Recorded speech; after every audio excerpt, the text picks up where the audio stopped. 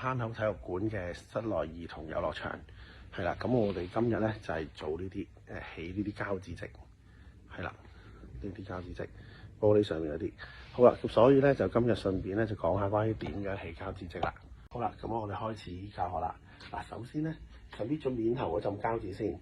咁搣完浸透明膠紙咧，正常咧個底咧，你會見到咧好多膠水積剩翻喺度嘅。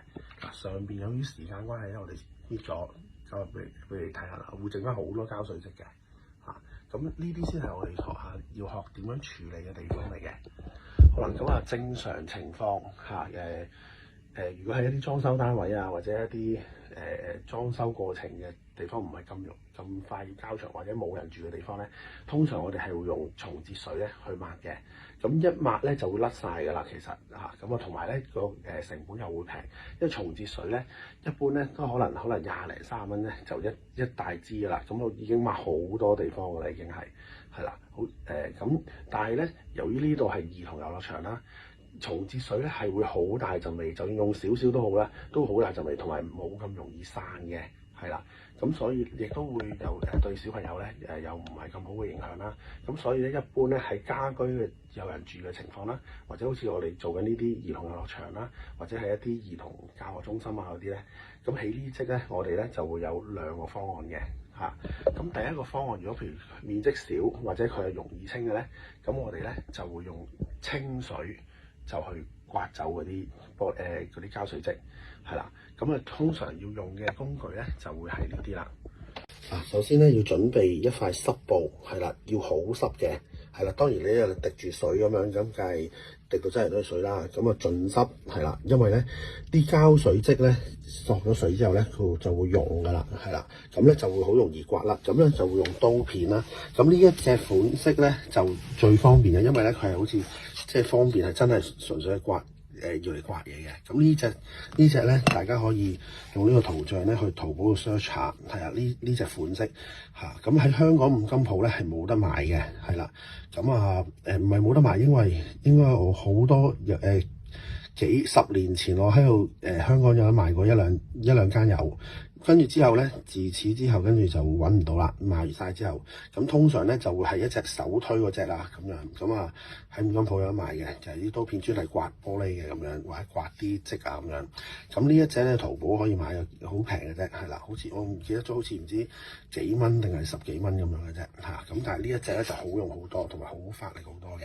係啦，咁如果你買唔到咧，咁就去五金鋪啦，話買個嗰啲玻璃刮刀咁樣，咁佢會俾隻款你睇噶啦。咁但係嗰隻冇咁好用嚇。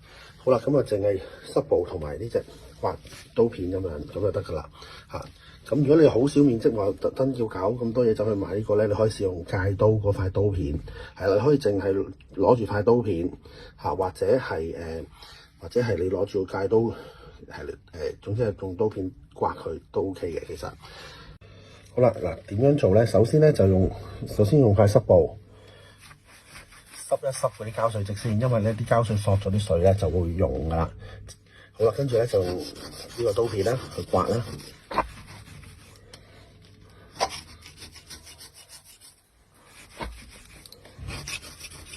係啦，咁唔可以就係咁刮嘅喎，你要不停抹，咁不停刮，不停抹就不停刮。咁跟住咧，個刀片度上邊咧會見到黐咗啲膠水積喺度嘅，咁咧就會，咁咧你可能要揾塊布咧就抹咗佢，因為刮咗啲膠水積會黐喺個刀片嗰度嘅，咁要抹咗佢啦，跟住繼續係啦。咁所以呢塊布咧正常咧係將來用唔翻嘅，因為洗唔甩㗎啦。咁塊布就將來就要抌㗎啦，用完之後咁繼續刮啦，係啦，要濕幾下水。濕幾下刮下，咁樣就好刮啲嘅，因為佢一路索水咧，啲膠水積就不斷咁溶噶啦，咁一路抹幾下就刮幾下。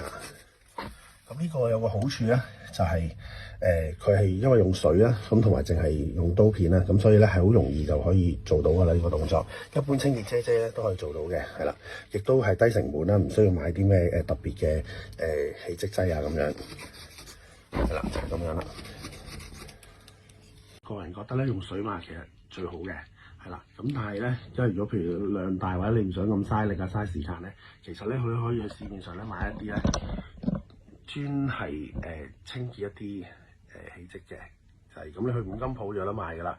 咁咧呢一隻咧就我試過咧係比較冇咁多味嘅，係啦。咁但係咧就價錢貴，呢度要呢個係要69蚊啊，係啦。咁所以咧就大家一細支仔咁啊。如果譬如好似我哋呢度咁多玻璃咧，咁咧其實起碼咧都買10幾支嘅要係啦。咁所以咧就正常就唔會用啦，因為不過呢正常就用松節水，咁就會快又快又平咁樣嚇。咁啊就算一噴直情係噴落去啊，係啦，就算用多都唔肉赤啊嘛。但係呢啲一支仔咁樣一噴就冇咗成支噶啦，咁樣咁所以咧呢啲要慳住洗啦咁樣。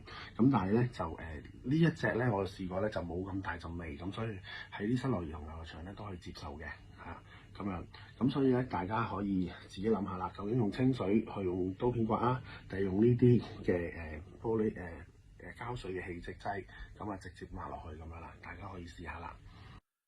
如果各位朋友有任何家居上嘅問題咧，可以隨時 WhatsApp 我啦，或者 email 我嘅，咁我會盡快咧就會做翻啲短片分享翻俾大家，或者係直接覆翻你哋嘅。